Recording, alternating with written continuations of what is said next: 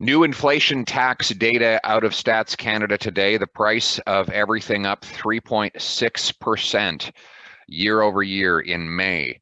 That is a major increase. It is almost double the Bank of Canada's 2% inflation target.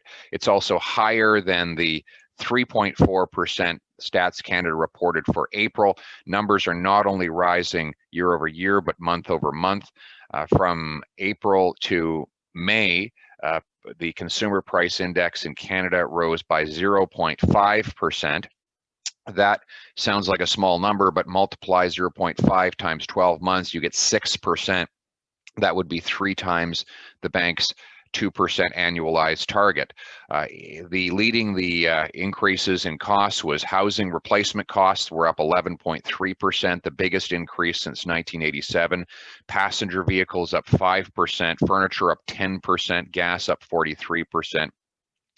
These are massive increases. They don't actually capture the real increase in the cost of living because housing, which is one of the most important expenditures a family will ever undertake, is up 30% year over year.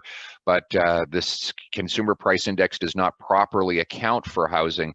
It only calculates what people are paying on a monthly basis, payments which are artificially suppressed by the temporarily low interest rates. The real cost of real estate, of course, is up far more than the CPI reports, and therefore the cost of living is rising much faster than even these staggering numbers would suggest. Furthermore, we know why this is happening. The Bank of Canada has created about $300 billion of new cash and pumped it into the system to help fund Trudeau's spending. The result is that there are more dollars chasing the same goods and services, which makes them more expensive. This is the same experience we've had throughout the world over thousands of years as emperors, kings, dictators, and now prime ministers create cash in order to fund their spending. They drive up the cost of everything.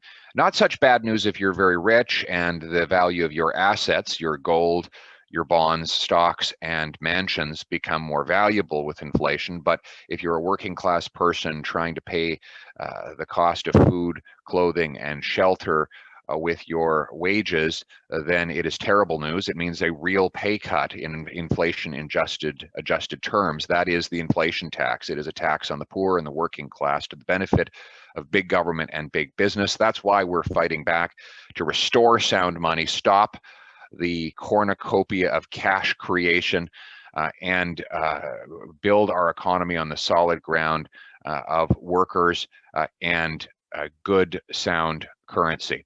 So let's continue the fight to protect our currency, end this money printing insanity, and get our country back on track.